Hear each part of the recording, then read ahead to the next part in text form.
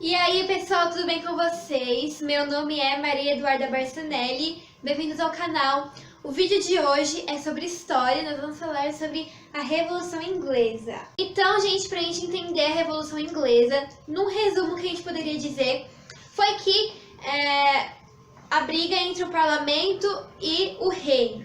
É basicamente esse o resumo, mas claro que tem muitas outras coisas nessa história, né? Então vamos começar do começo. Tô aqui com meu caderno pra me ajudar, então vocês não ligam, tá?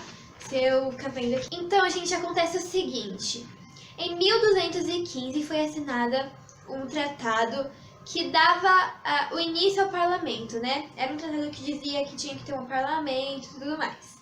Mas esse tratado, né, foi desconsiderado por muito tempo e o rei Henrique VIII da Inglaterra, ele era soberano, absoluto, né, monárquico, e ele ficou conhecido por criar uma nova religião, que é a religião anglicana. Então ele queria se divorciar e a Igreja Católica não permitia, então ele resolveu criar uma nova religião. Então, olha só onde o sujeito vai chegar para poder se divorciar da mulher. Então, a mulher devia ser o cão. O tratado que eu falei, em 1215, que foi assinado, o nome dele era Carta Magna. Então, é muito importante você saber para se contextualizar aí na história da Revolução Inglesa. Bom, gente, o Henrique VIII, ele foi assim o auge do absolutismo.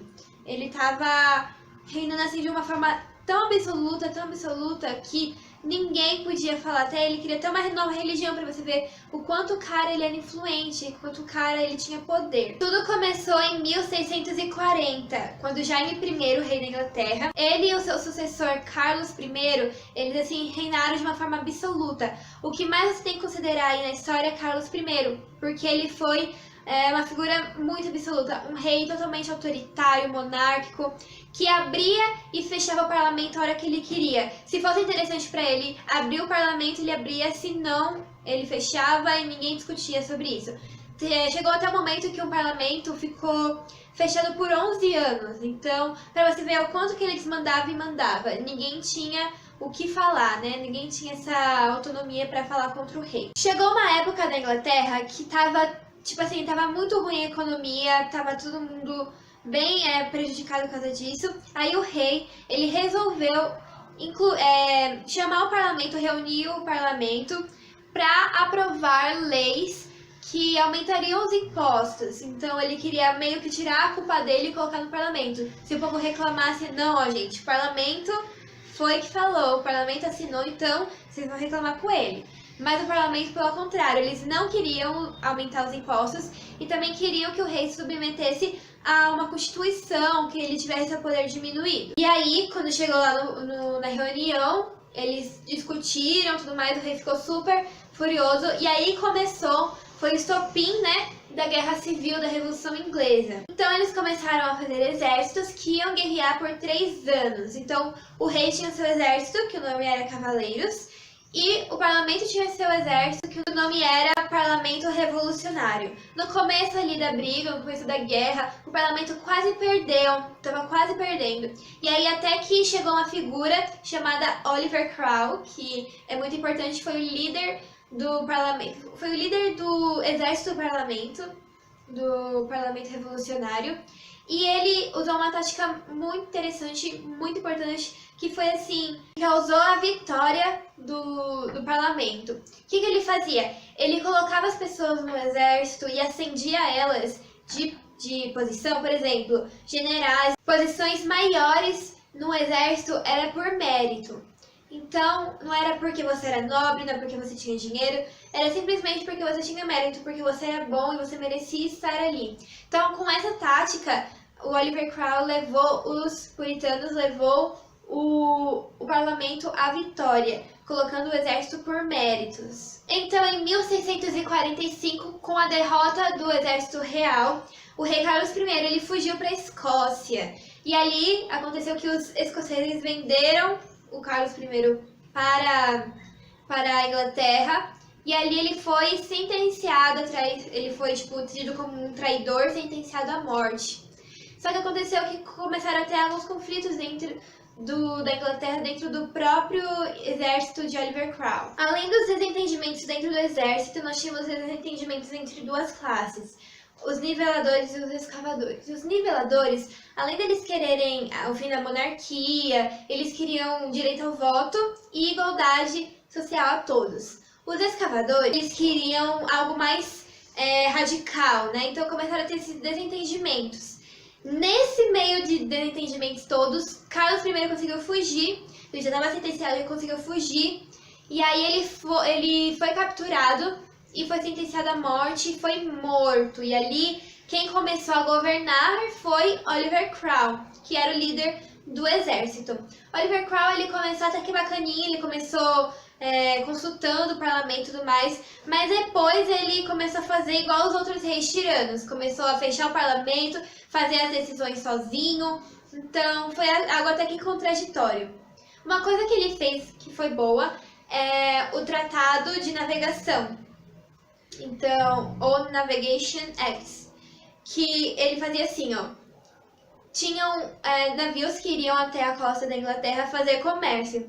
Os navios que fossem ingleses não pagariam impostos, mas os navios que fossem de outro país, que não fossem ingleses, pagariam impostos. Com isso, com eles cobrando impostos dos outros países, eles foram acumulando bastante dinheiro, bastante metais preciosos.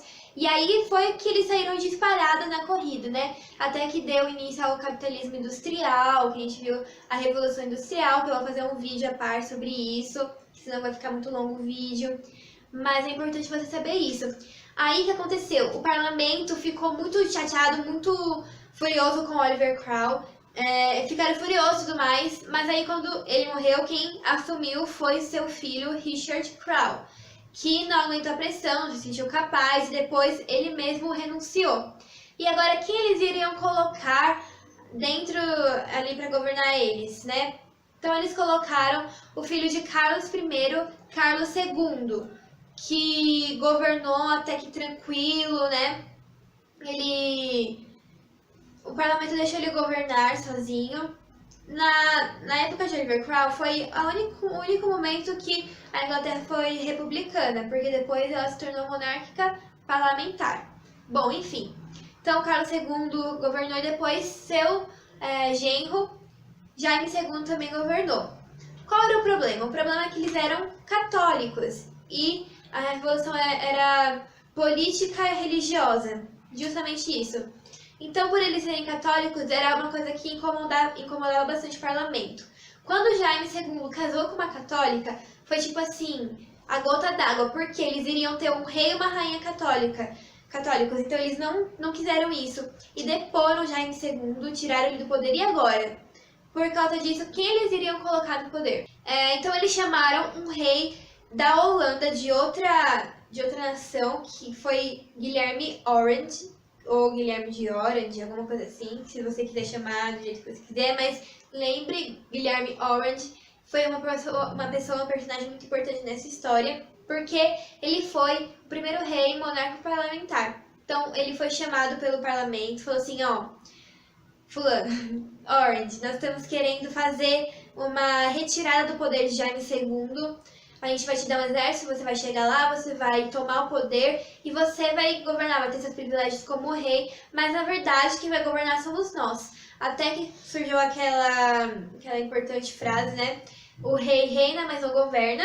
Então, você vai reinar, você vai ter seus privilégios, mas quem vai governar vamos ser nós. Seremos nós, né?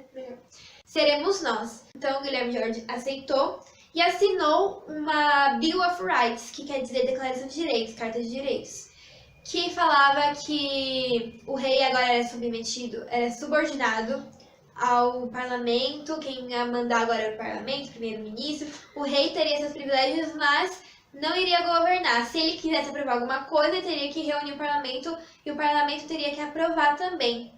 Então essa é a famosa Constituição que está em vigor até hoje lá na Inglaterra, a Bill of Rights. Tem até Rainha Elizabeth, tem...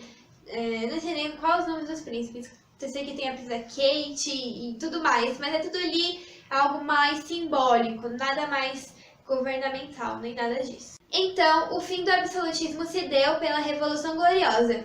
Guilherme de Ordem chegou lá com o exército e James II não reagiu, certo? Então ele não reagiu à tomada de poder, que foi chamada de Revolução Gloriosa porque não teve nenhuma gota de sangue derramada e também porque o parlamento conseguiu o objetivo dele. Então acabou aí a Revolução Inglesa, com agora a Inglaterra sendo monarquia parlamentar. Tem o rei, mas ele não governa, quem governa é o parlamento. Tudo isso se deu pelo exército comandado por Oliver Cromwell, do parlamento, que derrotou o exército do rei. O rei Carlos I, que foi morto por traição, ele foi indiciado a isso, porque ele fugiu e tudo mais. Então, é importante você saber isso, tá bom? A Revolução Industrial aconteceu pelo fato aqui da Inglaterra ter saído primeiro na disputa, foi pelo fato da Navigation Act, que foi o que Oliver Cromwell instituiu, que foi bom pra Inglaterra sim. Então foi isso, gente. Espero que vocês tenham gostado do vídeo. Se você gostou, não se esqueça de clicar em gostei. Faça exercícios sobre a Revolução Inglesa. Procura na internet, faz um resumo. Estuda bastante, que eu tenho certeza que você vai muito bem. E não esquece que essa dica é valiosa. Não esquece de orar a Deus, pedindo a proteção dele, a ajuda dele. E tudo vai dar certo, tá bom? Um grande beijo e até o próximo vídeo. Tchau, tchau!